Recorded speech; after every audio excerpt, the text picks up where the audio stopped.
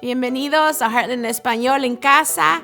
Gracias, familia, por acompañarnos una vez más. Gracias a Dios, a su fidelidad y a su gracia, aquí estamos una semana más, muy emocionados de pasar este tiempo contigo. Pero antes de continuar, les recordamos hacer un par de cosas que les mantendrán al tanto de lo que está sucediendo aquí en Heartland. La primera es que se suscriban al canal de YouTube. La segunda es seguirnos en Instagram, en Facebook. Y la última, pues descargar la aplicación de Heartland CC. Les platicamos la semana pasada que nos volveremos a asociar con Livescape para regalar ahora 1,000 cajas de comida a los adultos mayores de nuestra comunidad el 10 de febrero. Y queremos recordarles que esto no lo podemos lograr sin su ayuda. Qué bonitas oportunidades Dios pone en nuestro camino para servir, ¿verdad? Anímense y vayan a la página heartland.cc/livescape para inscribirse como voluntarios para el 8, el 9 y el 10 de febrero. Durante esos días vamos a estar empacando cajas con comida, preparando el estacionamiento y repartiendo cajas el día del evento. Estamos muy emocionados de reunirnos y servir a nuestra comunidad y esperamos seas parte de esto. Ve a la página web y regístrate. Desde el comienzo de Heartland, la alabanza y la adoración han sido una parte fundamental de quienes somos. Durante los últimos 6 meses más o menos, ha habido un movimiento innegable de adoración en este lugar. Ha habido sesiones de adoración, ha habido campamentos para escribir canciones, nuevas canciones y personas de todo el país apoyando en lo que Dios está haciendo aquí en este lugar. Así que lanzamos Fuera, estilo Worship, que es un conjunto de artistas y músicos de aquí de casa, de Heartland, y personas de otras partes de la nación que aman a Dios, aman adorar a Dios y quieren ser parte de lo que está haciendo aquí en este lugar. Y el próximo domingo 7 de febrero los invitamos a un fin de semana especial de adoración con Fuera, estilo Worship en persona aquí en Heartland. Tendremos algunos líderes de adoración como invitados que se unirán con nosotros. Tendremos mucho tiempo de adoración y Steve terminará nuestra serie Out of Style. Invita a un amigo y acompáñanos en persona a las 9 y a las 11. Recuerden que estos servicios tienen capacidad limitada, por lo que tienen que llegar temprano para apartar su asiento. Estamos muy emocionados de que llegue el próximo domingo. Los esperamos. Nos encanta cantar y alabar a Dios juntos, ¿verdad? Pero a menudo pensamos en la adoración como simplemente fuera tocar música y cantar canciones. Sin embargo, la adoración es mucho más que eso. Sí, adoramos a través de cantar alabanzas, pero también adoramos a Dios a través de la oración, al servir a los demás y ser generosos con lo que tenemos. La adoración es una postura de nuestro corazón y así es como expresamos nuestra adoración, amor y alabanza por nuestro Dios. Así que vamos a continuar en la adoración hoy dando nuestros dones y nuestras ofrendas a Dios. Santiago 1:17 dice que toda buena dádiva y todo don perfecto viene del Señor. Y adoramos a Dios devolviéndole una parte de las abundantes bendiciones que nos ha dado. Así que hoy te invitamos a adorar al Señor con nuestra generosidad. Hay 3 formas de ofrendar. Una de ellas es por medio de texto. Envía Heartland CC al número 77977. La segunda es por medio de la aplicación Heartland CC. Y la última es por medio de la página web heartland.cc/giving. Estamos comenzando el año y esta serie ha sido un gran recordatorio de quienes fuimos llamados a ser como seguidores de Jesús, incluso cuando parece muy en contra de la cultura actual. Y hoy continuamos con nuestra serie Out of Style, fuera de moda, con la 5ª semana. Aquí está Eric. Another essential for me is my deodorant. We're about to hit the streets to do some mad shopping. Knight Armor in the High Crest Center. What's up, you guys? Here, tippy guys. Flash style? Oh man, look at me. Houdini magic styling wand. If it doesn't say Houdini, it's not magic.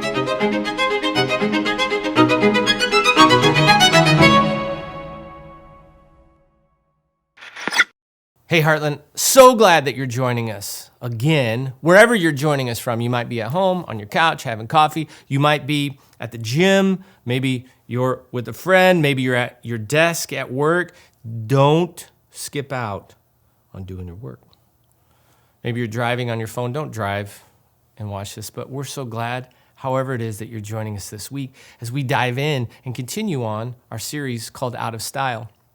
You know, we've been looking over the last 4 weeks, what does it look like to be tov?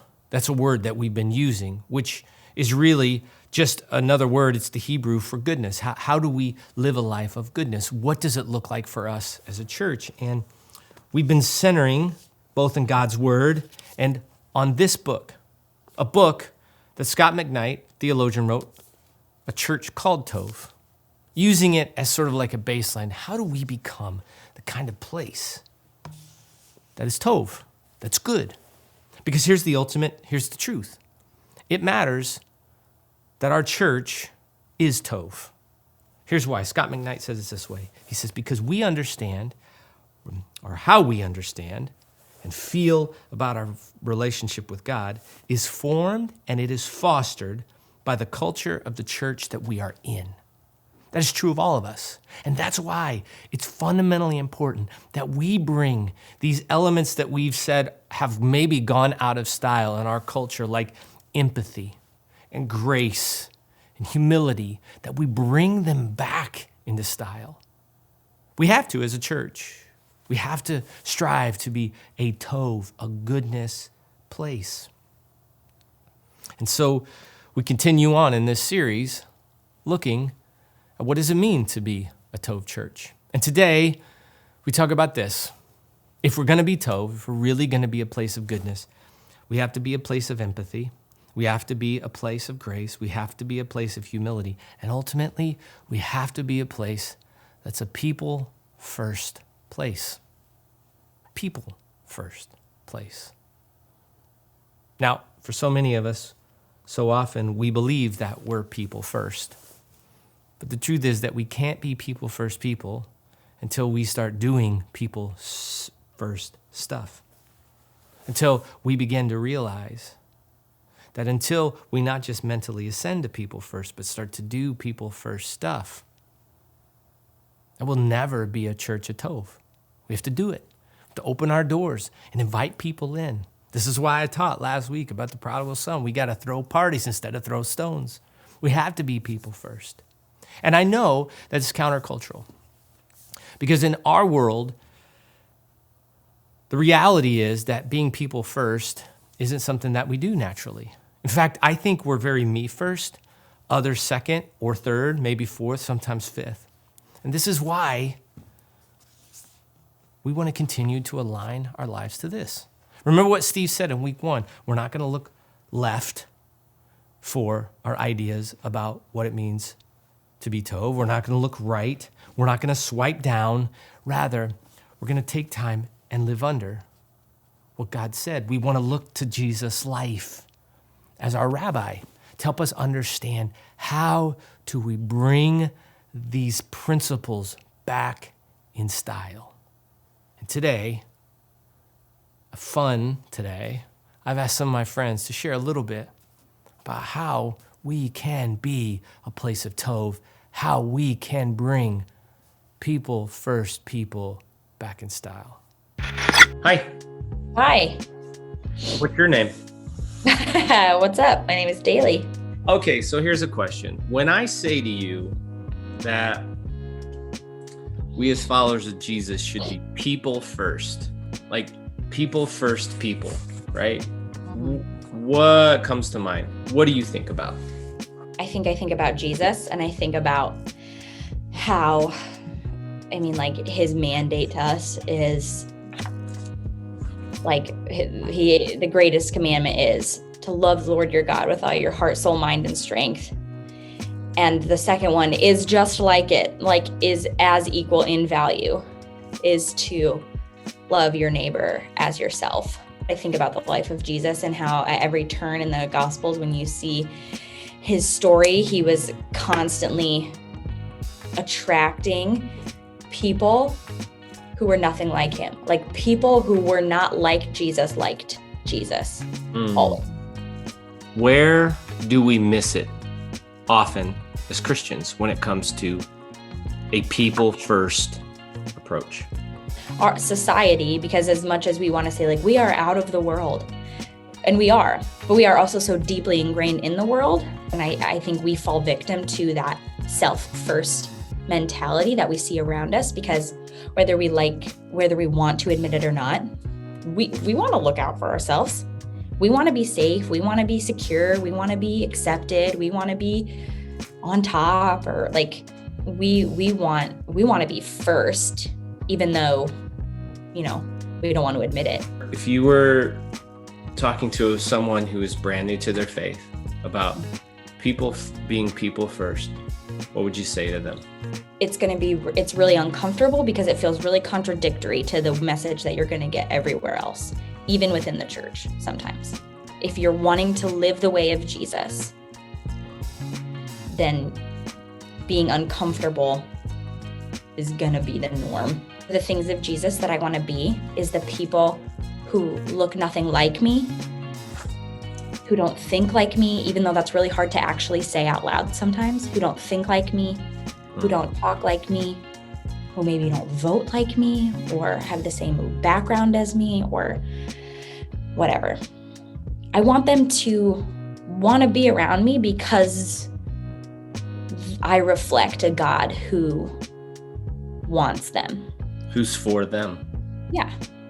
Whose main goal is like this ultimate cosmic redemption, reconciliation, bringing all people to himself. And that's what I want. That's what I want people to feel when they're around me, is that I represent a God like that, who would always put them first, who would be for them, who died on a cross for people who didn't deserve it. He was people first. People who were not like Jesus, like Jesus. Now, I think I know your parents. I think you do, sir. Oh, yeah. No. All right, we'll say hi to them when you see them. I will. I'll tell them when you say hello. All right. I love you. Thank you. I want you to hear how Scott McKnight says this. He says the circle of Tov begins when a church sees people as people, treats them as people by nurturing them to become what God designed them to be. People with names and histories and stories, people who are doing well, people who are not.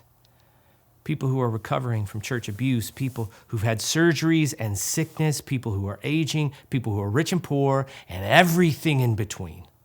People who are wounded and in need of healing.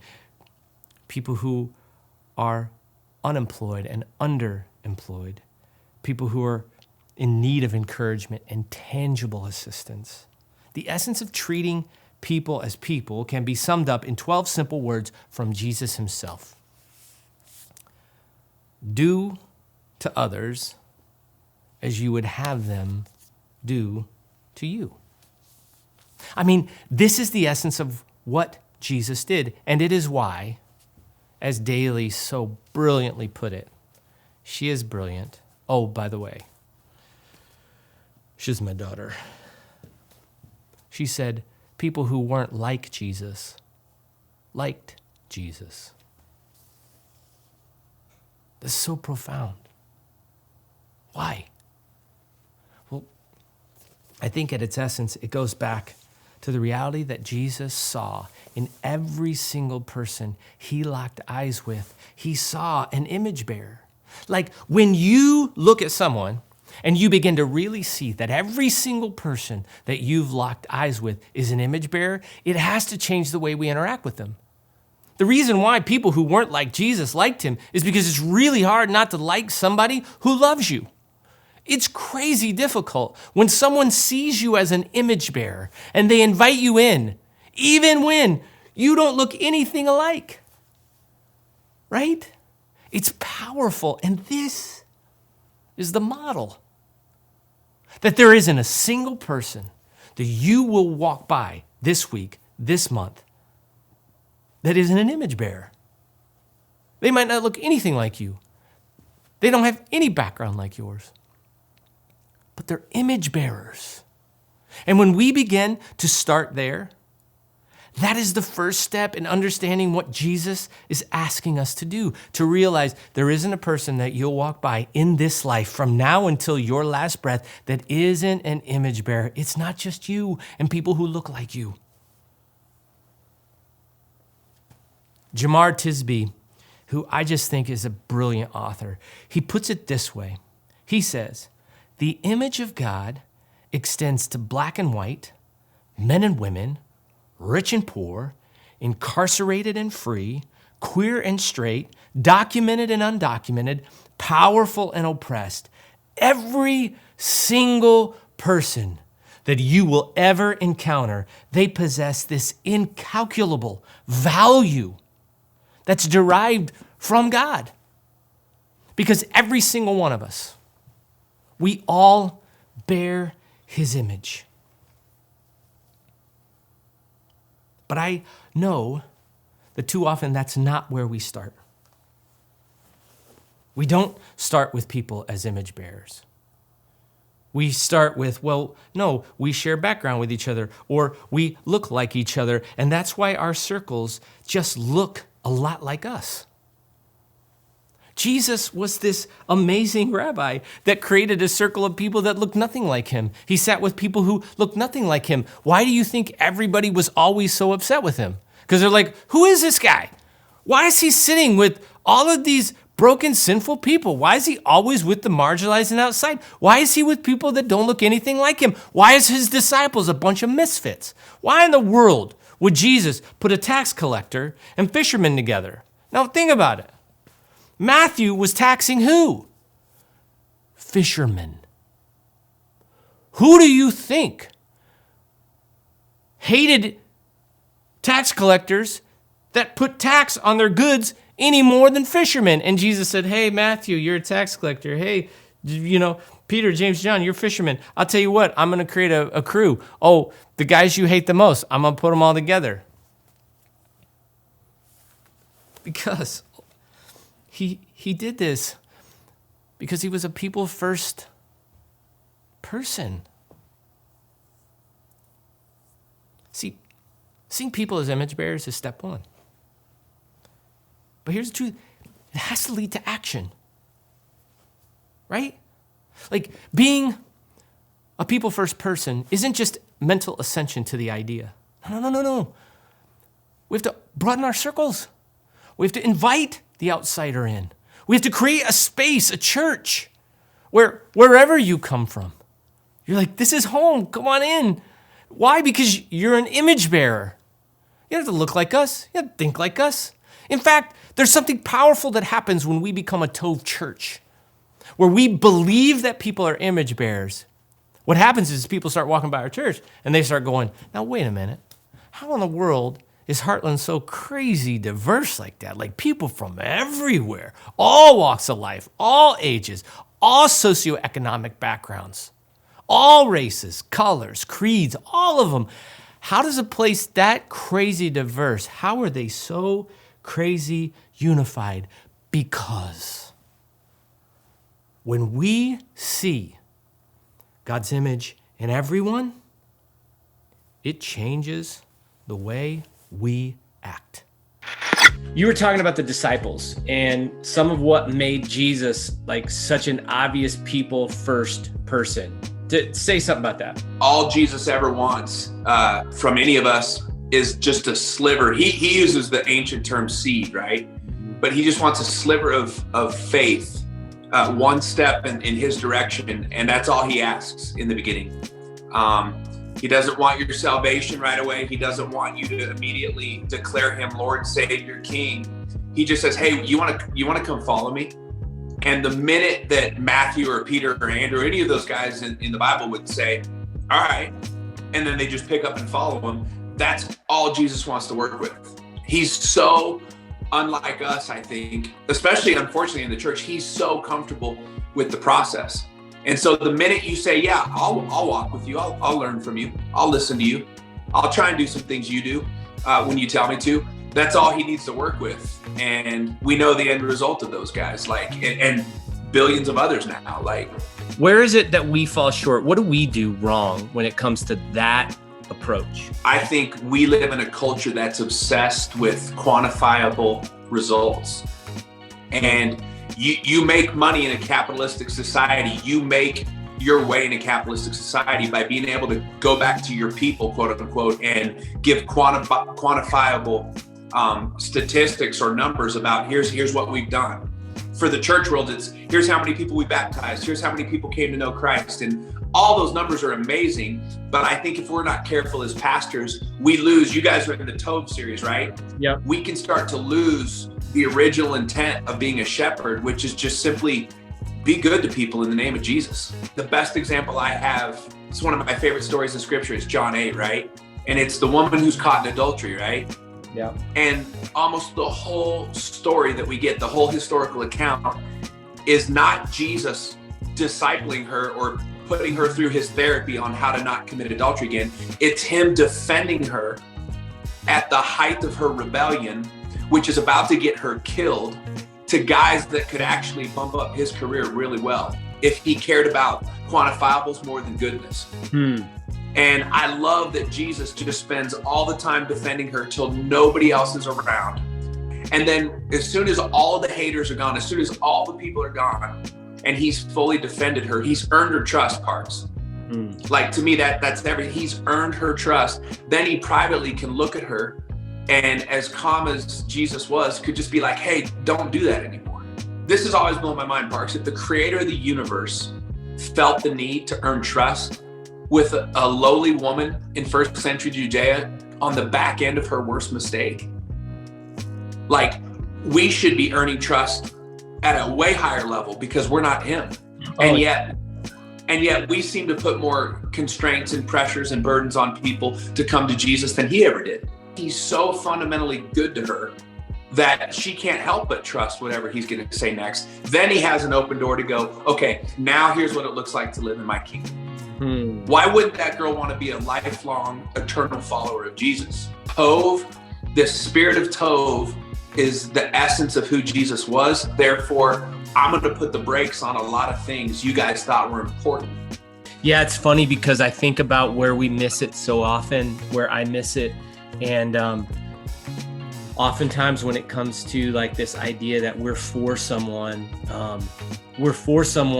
as long as they do whatever it is we want them to do on the backside, right? It's like, I'm for you now. And Jesus would wrap these people into his community. He was always for them. And it was because he was for them that all of them would step then toward him. All of the disciples, minus one, we historically believe were martyred in the end for the glory of Jesus Christ. And most of our accounts of them was them getting it wrong. And Jesus just stuck with them, and he was relentlessly good to them. When there's someone who's considering Jesus, or there's someone who just came to know Jesus in my church, you're the voice of God to them for a while. They're baby Christians, like that term or not. Look at them for a minute. There's some years where we, the church, are the voice of God to them. And if Tove isn't a constant refrain of our character, our heart, our voice, the way we preach and teach and lead people to Jesus, at some point we do damage to the soul and the spirit and the psyche of young Christians. Dude, that's such a good word. You know, I super appreciate you. I miss hearing you speak. So it's nice to get you on the call and get you like riffing for a minute. So yeah, man, we riff for hours at a time sometimes. So I miss that. Let's do it on Zoom. Love it. All right, bro. Thanks for sharing. Love what you're doing. Yeah. What you're up to. Love your heart. I think the woman at the well is such an interesting parallel, right?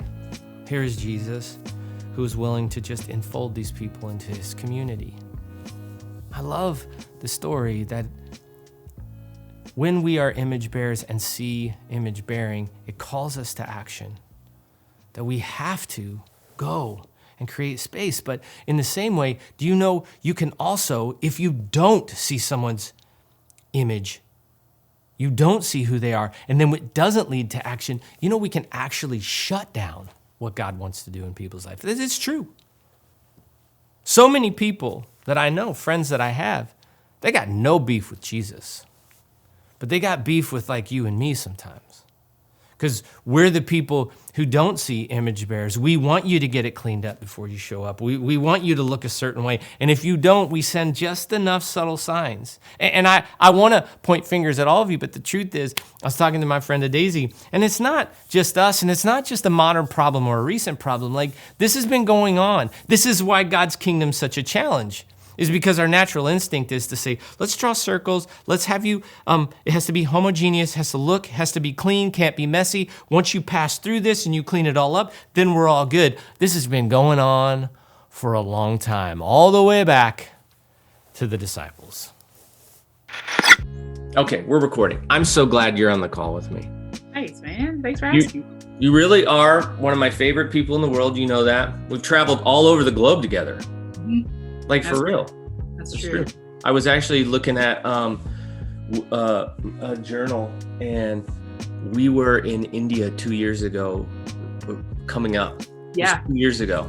And I remember you warning us, like, you might not like me after this trip. And we were like, oh. And then we realized what you meant later. Like, that took us completely out of every comfort zone that we could have ever thought we had. What is it about Jesus that made him a people first people person? What has he tried to teach us? What are we supposed to learn? How are we supposed to act? What comes to mind? I've heard, the Bible stories all my life, but only this year did the story of Jesus at the well with the woman hit me in a completely different way. Jesus and this woman are having this amazing interaction. She's like encountering Jesus and in the most like deep way, and he's rocking her world. And the disciples come back, and the Bible makes it clear like they don't feel like this should be going on. They don't feel like she should be there, but they don't say anything. And I've never really noticed the "so she left" thing. I've never really realized what that meant until like I was I think it was a sermon that I was listening to or something, where it was pointed out like the church people were like the disciples came back and made it so uncomfortable for her that she needed to leave. It just hit me like Jesus is going after the least of these, right? And going after people that aren't like him in a sense, because he loves them and he's all about people. And then we, the church people, are who mess it up. We don't look like, this doesn't look right. You're talking to a woman. That's messy. At a well? Yeah. At 12 noon? At the hottest time of the day? What are you doing? And what is she doing? She's not worthy, or whatever. Like, I've been not so much about people and maybe more about looks or status or that doesn't look right or whatever. And the Lord really like broke me with that realization. How we can completely mess up this beautiful thing Jesus is doing with somebody because we are just being too Christian or too whatever. How do we not be that? What do you think? How do we not be that and more like Jesus? We stop judging people off of ourselves instead of Jesus. Like, if we look at that example, I want to be like Jesus. I don't want to be like the people that run her off. So that at some point it comes down to, how would Jesus have me act? Simple as that. If I can't walk up to someone who doesn't look like me because I'm afraid of what they'll think, that's again coming back to me. That's huge. Not that other person. I think a huge way that we can combat that like natural instinct of us church people, me included, is think why. Like, what is the reason why I'm uncomfortable, God? And please help me just lean into the discomfort. Thanks for jumping on with me. I appreciate it. Yeah, man. Absolutely. Okay. All right. I'll see you. Okay, bye. So let me sum this up in one simple phrase, because I've been thinking about what is it that binds relationships together. And this is what we're talking about. Building a church where we're bound together. In spite of what we look like, in spite of our backgrounds, that we're bound together. Black, brown, white, all of us. How do we bind each other together? And it's interesting because research will tell you that all relationships really rise and fall on a really common thread, right? Like, trust is what builds, breeds, cultivates, or destroys relational equity. When I have trust in a relationship, that relationship can go all kinds of places. And when I don't have trust, it destroys it. And research will tell you, it kind of trust in relationships is built on a simple phrase. Are you for me? Period. And think about it. When you know that someone is truly for you, it changes everything you hear from them.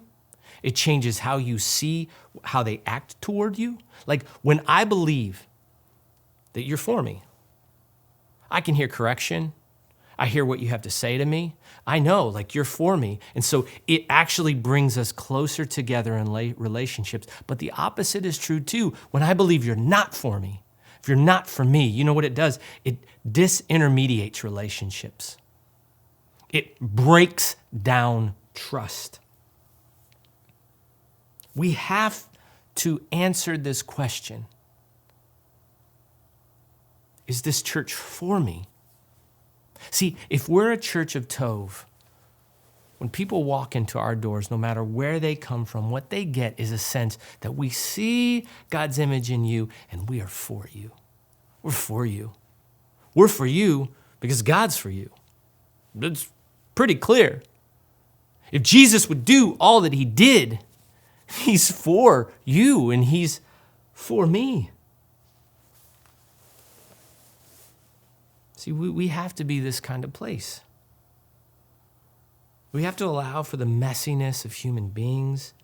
We have to be willing to confront some of our own shortcomings. But we have to send a message we're for each other. This is why you'll see me oftentimes like, well, one, I love State Line's hoodies. Greg does great church merch. But the reason why one of my best friends who I hang out with all the time is another pastor is not because we're trying to be politically correct or we're trying to send some arbitrary message. No. I'm for that dude. I love that guy. I want that church to crush it in Rockford. I am rooting. I will help. Why? Because him and that church, they're image bearers. They love Jesus. They're trying to do good work in our city. I am for him. And so ask Greg to just talk a little bit about how do we continue to build cultures that are for each other. Hey, thanks for jumping on, dude. I wanted we've been doing church work for a long time, you and me. I mean, like combined 40 years, probably. Friends for a long time. Since you were a teenager. Yeah, I think we've been having lots of conversations about what does it mean for me and you? Like, I lead Heartland, you lead State Line. How do we have to behave in our community to make actual impact? So what do you think? We all realize that we have a story, right? We all know that we're walking around as a story. But where we have this flaw in our humanity is we all think we're the main character in our own story and everybody else exists to some degree to just play a role in our story, right? A role to serve us. And the reality is none of us were ever designed to be the main character in our own story. God is the main character. It should be the central piece of our story.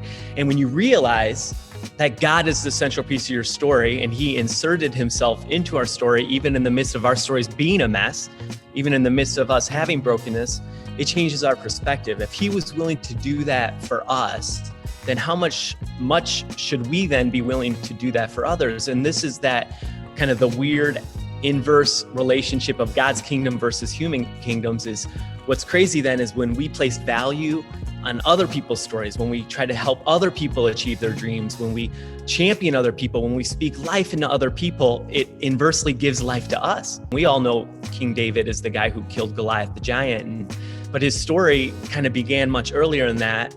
Is just a shepherd boy who was just a nobody who was chosen by God, because man looks at the outward appearance, but God looks at the heart. And so God saw something in David that made him noteworthy. And so he's called to be a king. But what happens is when Saul, the king of the time, hears that David's to be king, and then people begin singing David's praises, he can't celebrate David.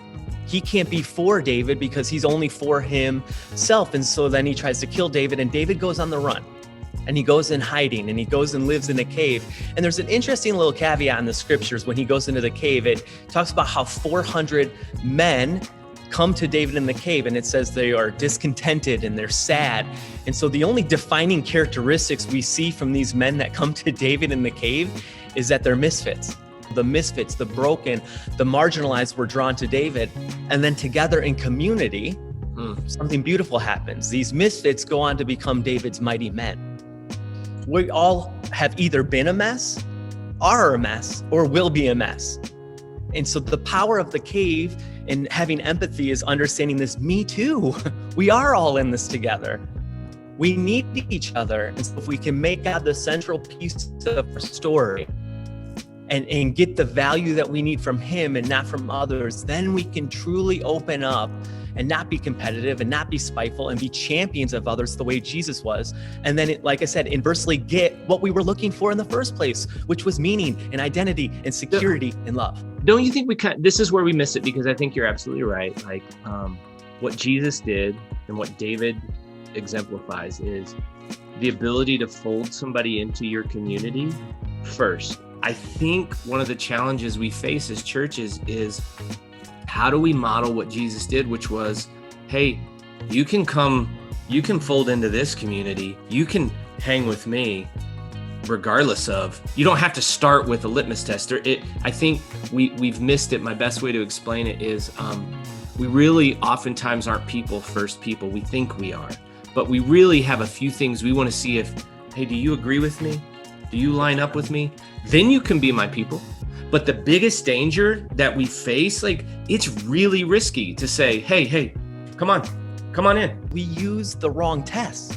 We use the tests that are only surface deep. It's only even ideology deep or a Facebook post deep.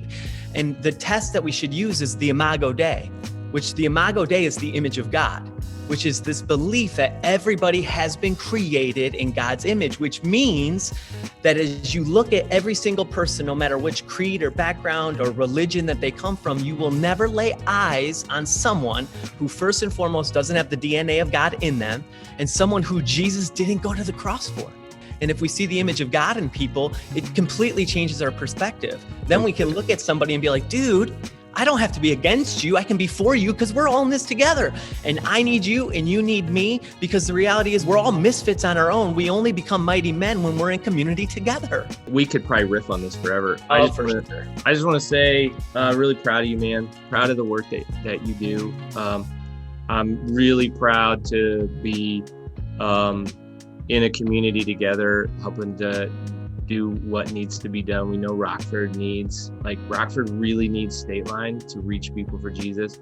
And you guys are the real deal. You've always been the real deal. You are for real, the real deal. So love you a ton, man. Thanks for sitting with me. Love you too, man. We're all in this together. Same team. Yeah, same team. I'm for State Line. I'm for City First. I'm for First Free. I'm for Providence Baptist Church. Because these men and women who lead this thing, guys like Greg Giamalva and Jeremy DeWert and Luke Urain and Bill Martin, you know what? They are image bearers of Jesus. They just are. I'm for them. We have to be. And see, the reality is, that's not just true of pastors. That has to be true of everyone. We're for them. Listen, Heartland, if we're truly going to be a place, a home for anyone and everyone, and not just people who look like us, if we're going to be a place for anyone and everyone, we have to settle this once and for all. We are for every single person who walks in our doors. We are for every single person in our community. We are for, whether you're red or blue, whether you're black, brown, white, whether you're man or woman, whether you come from this country or another, we are for you. We're for you. Why? Because Jesus was for you, because you're an image bearer, so much so that Jesus would leave heaven, all of his glory, to come down to this filthy pigsty of a world in order to sacrifice himself to save us. Not just you, all of us, because we're all image bearers. It is so crazy out of style to believe, to live people first. I get it. But I'm telling you, this is gospel, period. And we have to be this kind of place. We have to be for people. Why? Because at the end of the day, we're all children of God. Father, I pray that you would give us the courage to move beyond our small little worlds, beyond our safe little spaces, beyond our church walls, to truly represent you, Jesus. Reset our minds. Help us see that in all people, believers, unbelievers, lost, found, black, brown, young, old, straight, gay, all image bearers. And help us be the kind of people just like you were, that would sit, that would listen, that would invite, that would say, come to me. Father, help us be a Tov church, a church for anyone and everyone. Amen. Muchísimas gracias por pasar este tiempo con nosotros. Si necesitas oración o apoyo en esta temporada, puedes enviarnos un correo electrónico a prayer@heartland.cc. Aquí estamos para ayudarte. Y también recuerden ir a heartland.cc/Livescape para inscribirse para ayudar con la colecta de alimentos el 8, el 9 y el 10 de febrero. La próxima semana concluiremos nuestra serie con una enseñanza de Steve Carter y el fin de semana de adoración con Fuera City Worship en persona. Les amamos mucho, que Dios los bendiga. Nos vemos la próxima semana.